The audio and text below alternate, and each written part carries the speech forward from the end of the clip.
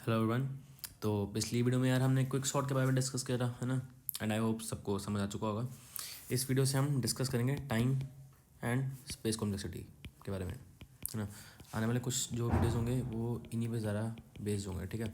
Time and space complexity के बारे में स्टार्ट करने से पहले बताता हूँ, ये one of the most important topics है ना। तो यही है जो हमें एक अच्छा प्रॉब्लम सॉल्वर, एक अच्छा प्रोग्रामर बना रहा होगा, ठीक है। तो बिना टाइम वेस्ट किए स्टार्ट करते हैं टाइम कॉम्प्लेक्सिटी से, है ना। तो चाहिए क्यों है ना। अच्छी बात तो हम सारी एल्गोरिथम्स कोड कर रहे हैं ना, बट यही है जो हमें डिफ़र करने में हेल्प करता है। लाइक ये हेल्प करता है हमको कि कौन सी एल्गोरिथम बेटर है। जैसे मैंने आपको 5 सॉर्टिंग एल्गोरिथम्स बताई हैं, है ना। तो उनमें से कौन सी बेस्ट है या कौन सी बेटर है एक दूसरे से, है ना। ये कंपैरिजन करने में हमें सबसे ज़्यादा हेल्प टाइम और स्पेस कॉम्प्लेक्सिटी ही करता है, ठीक है। तो आइडिया क्या है बेसिकली, है ना। तो सारी इसका आइडिया ये है, बेसिकली टाइम और स्पेस कॉम्प्लेक्सिटी का आइडिया ही है कि मान लो मेरे पास कोई प्रॉब्लम दी हुई है ना। और उसका कोई सोल्यूशन आता है मेरे पास, है ना। मैंने कोई प्रॉब्लम मेरे को दी हुई थी, मैंने इसका कोई सोल्यूशन लिख लिया।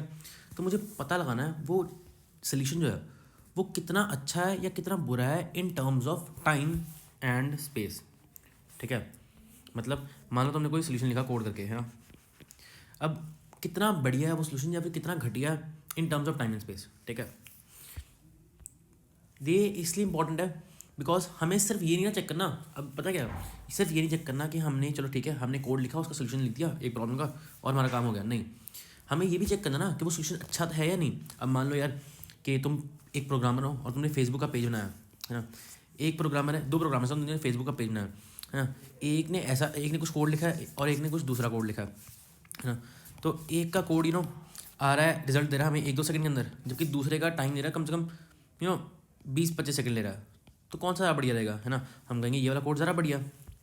इसीलिए हमें ये टॉपिक को स्टडी करना पड़ता है, क्योंकि हमें एक्चुअल में देखना पड़ता है कौन सी एल्गोरिथम ज़्यादा बेटर है ना, in terms of time and space, ठीक है। क्योंकि हम यार सिर्फ ये नहीं चाहते कंप्यूटर हमारी प्रॉब्लम को सॉल्व कर दे, बट हम ये भी चाहते हैं कि कंप्यूटर उसको कम टाइम में करे, है ना। मेरे पास रिजल्ट जो है जल्दी आ जाए, है ना। 1-2 सेकंड के अंदर मेरा पेज लोड हो जाए, ना कि 20-25 सेकंड में या फिर 1-2 घंटे के अंदर, है ना। वर्स्ट केस में इतनी जा सकता है, वैसे एग्जाम्पल ले रहा हूँ मैं, ठीक है। तो हम इसमें चाहते क्या हैं, बेसिकली हम ये चाहते हैं कि मेरे पास कोई एल्गोरिथम ए है ना। मैंने कोई भी एल्गोरिथम ए लगाई है किसी प्रॉब्लम को सॉल्व करने के लिए, है ना। तो हमें उसके कॉरस्पॉन्डिंग एक फंक्शन चाहिए। फंक्शन होगा एफ ए, ठीक है। एक फंक्शन चाहिए, है ना, जो कि मुझे बताएगा कि इनपुट साइज के इनपुट साइज से ये टाइम कैसे वेरी कर रहा है। फिर से बोलता हूँ, मान लो एक एल्गोरिथम है ए, है ना। उससे हमें एक फंक्शन निकालना है एफ ए, ठीक है, जो कि ऑब्वियसली टाइम डिपेंडेंट होगा, जो मुझे बताएगा कि कितना टाइम एल्गोरिथम ए लेगी, है ना, depending on the input size, ठीक है। हमारा जो पैरामीटर होगा वो हमेशा इनपुट साइज ही होने वाला है, क्योंकि अगर इनपुट साइज कम हुआ तो एल्गोरिथम कम टाइम लगाएगी, है ना। अगर इनपुट साइज ज़्यादा हुआ तो इनपुट साइज अगर ज़्यादा होता है तो टाइम ज़्यादा लगेगा, है ना। सो ए एल्गोरिथम कॉरस्पॉन्डिंग मुझे एफ ए फंक्शन निकालना है, ठीक है। अब तरीके हैं इसके। तो एक बहुत ही जनरलाइज तरीका आता है कि यार हम ना उस एल्गोरिथम को डिफरेंट डिफरेंट इनपुट साइज पे रन करके देखते हैं, है ना। और जैसे जैसे हमको रिजल्ट मिलते रहेंगे हम उसी के बेसिस पे ग्राफ प्लॉट कर देंगे, है ना। क्या कहा मैंने कि हमको डिफरेंट डिफरेंट इनपुट साइज डालने हैं, है ना।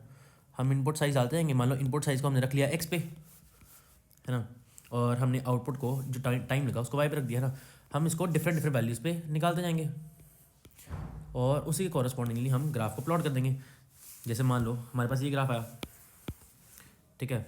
ये टाइम था इस साइड और हमारा इस साइड इनपुट साइज था, है ना। तो ये कैसे का ग्राफ होगा, ए एन प्लस बी, है ना, क्योंकि लीनियर है। मान लो हमारे पास कुछ ऐसा ग्राफ आया, है ना, और टाइम ये और ये इनपुट साइज है, तो ये कैसे का फंक्शन होगा। मैं कह सकता हूँ ये टाइम का एक स्क्वायर फंक्शन है ना। तो बेसिकली हम क्या कर रहे हैं यहाँ पे, मैंने कहा हमें एक एल्गोरिथम दी है, उसका हम एक फंक्शन फाइंड करेंगे एफ ए, ठीक है, जो कि हमें बताएगा कि डिफरेंट डिफरेंट इनपुट साइजेस के लिए ये हमारा टाइम जो है कैसे रिएक्ट करेगा, उसका ग्राफ कैसे का बनेगा, ठीक है। अब हो जाएगा ये, कोई प्रॉब्लम नहीं है, बट ये थोड़ा हार्ड नहीं है ना। हम हर एक इनपुट साइज के लिए रन करेंगे, है ना, और फिर उसके बाद उसके लिए टाइम निकाल लेंगे और डिफरेंट डिफरेंट इनपुट साइज के लिए रन करेंगे और टाइम निकालेंगे एंड फर्दर हम ग्राफ को प्लॉट करेंगे, ठीक है। इसको थोड़ा और समझने के लिए कोड की तरफ चलते हैं, ठीक है। तो यार ये कुछ कोड लिखा है मैंने एंड जल्दी से गो थ्रू कर लेते हैं कि क्या लिखा है एंड कैसे हमारे यूज़ में आने वाला है अभी, है ना। तो ये बेसिक सिलेक्शन शॉट का कोड लिखा है मैंने, ठीक है। और मैंने मेन में किया, ध्यान से देखो, मेन में मैंने एक लूप रन किया जो कि 10 से स्टार्ट होगा और चलता रहेगा 1 करोड़ तक, है ना। और हर बार ये 10 इंक्रीमेंट होता है, मतलब 10 टाइम्स होता जाएगा, ठीक है। देखते क्या कर रहे हैं, हर बारी हम n साइज़ का एक एरे बना रहे हैं, है ना। पहली बार 10 का बनेगा, फिर 100 का बनेगा, फिर 1000 का बनेगा, 10,000 का बनेगा, और करते करते ऐसे 1 करोड़ का भी एरे बनेगा, ठीक है। और उसके बाद मैंने क्या किया, जैसे मैंने एरे बनाया, उसके बाद मैंने एरे के अंदर जो इनपुट लिया है ना, हर इंडेक्स पे जो इनपुट लिया है वो है बिल्कुल पीछे स्टार्ट होता है ना। जैसे मान लो अगर 10 का एरे है तो मैंने स्टार्ट किया 10 9 8 7 6 5 ऐसे, ठीक है। एंड यही हर किसी के लिए, हर किसी नंबर के लिए चलेगा, है ना। मान लो अगर 100 का एरे है तो स्टार्ट होगा 100 99 98 97, ठीक है। हम रिवर्स में इंटीजर्स को रख रहे हैं, ठीक है। उसके बाद मैंने क्या किया, मैंने यहाँ से टाइम को काउंट करना स्टार्ट किया, ठीक है। एंड सिलेक्शन सॉर्ट लगाया, है ना। हर एक पे 10 पे लगाया, फिर 100 पे लगेगा, फिर 1000 पे लगेगा हर केस में। और उसके बाद टाइम का एक और हमने वेरिएबल बनाया जिसमें हम माइनस करके देखेंगे एक्चुअल में सिलेक्शन सॉर्ट ने कितना टाइम लिया, ठीक है ना। सिलेक्शन सॉर्ट ने एक्चुअल में कितना ज़्यादा टाइम लिया है।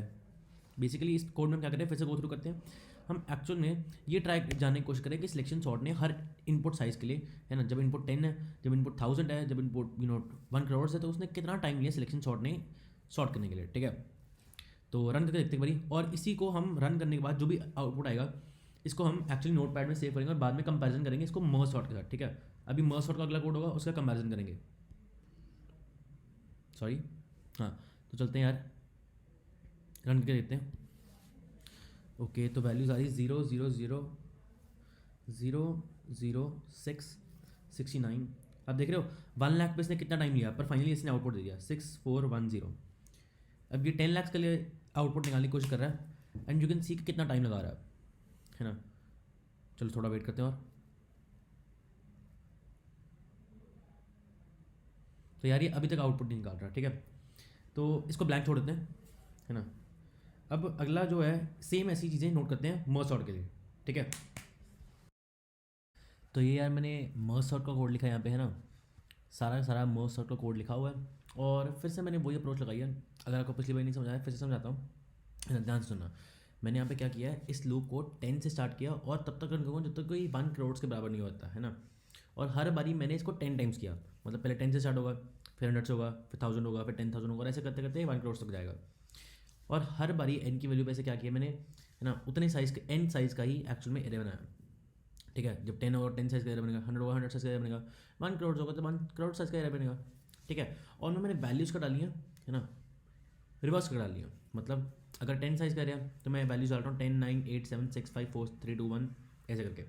अगर 100 का है ना तो मैं 100 से स्टार्ट करूँगा, 100 99 98 97, है ना। और ऐसे मैंने वैल्यूज़ बाकी के लिए भी डाली है। अब यहाँ पे ये मैंने क्या किया, ये किसी के लिए कन्फ्यूजिंग हो सकता है। बेसिकली यहाँ पर मैंने टाइम कैलकुलेट किया, ठीक है। पहले स्टार्ट वाला टाइम कैलकुलेट किया, और उसके बाद मैंने मर्ज सॉर्ट लगाया, एंड उसके बाद मैंने एंड वाला टाइम कैलकुलेट किया।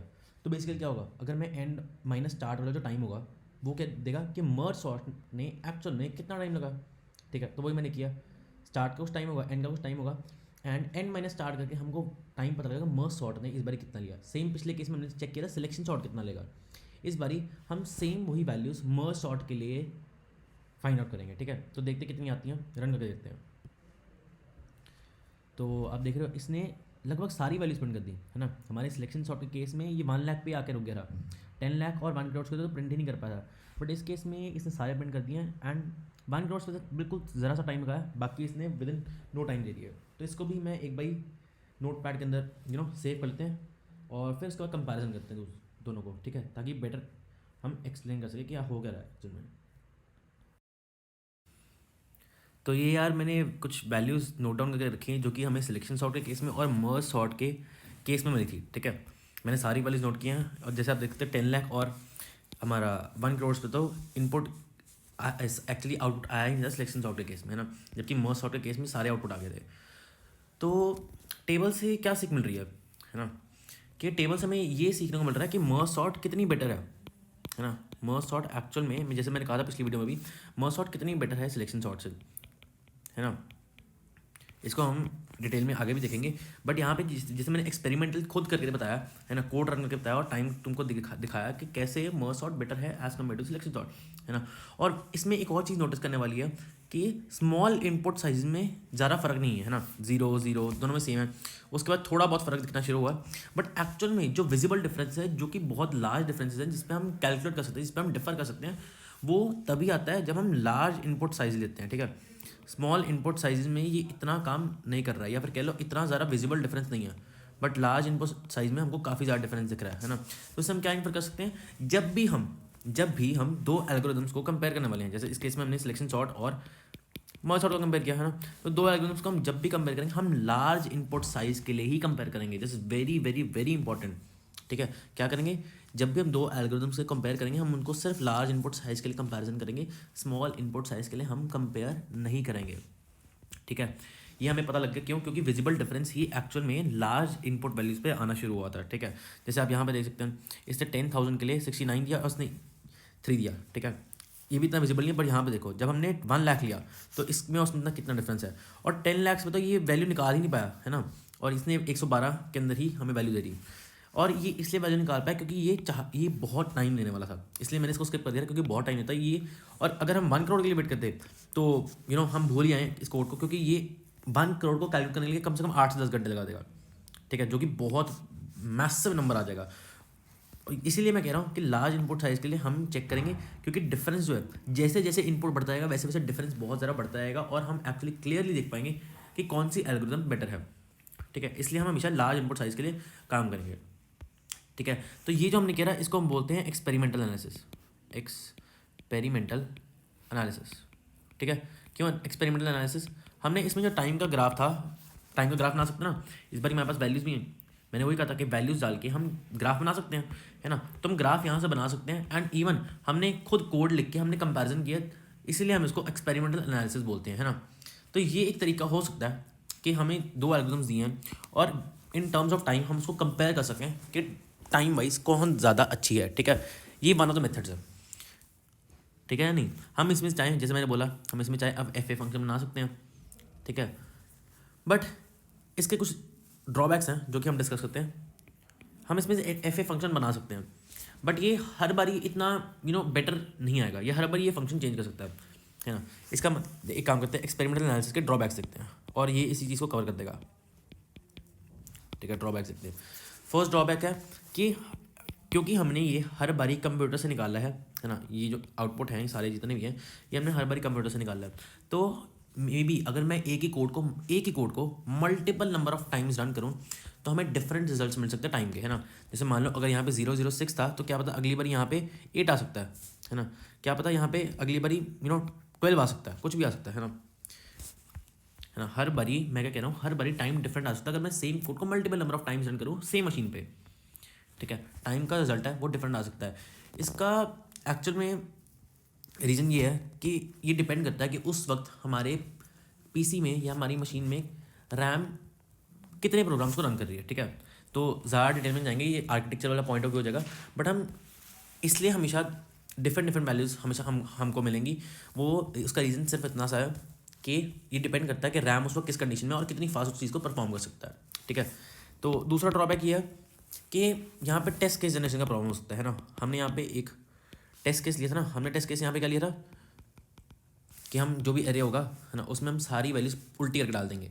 मान लो अगर 10 साइज का एरे था तो हम डाल देंगे 10 9 8 7 6 5 4 3 2 1 1, ठीक है। तो हमने कहा था, बट कई बार हम ऐसा भी हो सकता है कि हम टेस्ट केस ऐसे का लेंगे, हम कंपैरिजन कर रहे हैं इंसर्शन सॉर्ट, एग्जांपल लेते हैं इसकी, हम कंपैरिजन कर रहे हैं insertion sort and selection sort की कि कौन सी बढ़िया एल्गोरिथम है ना। इसी तरीके से जो हमने अभी देखा, तो उसमें शायद हमने टेस्ट केस ये ले लिया हो, क्या 1 2 3 4 एंड 5, हमने यही टेस्ट केस जनरेट कर दिया।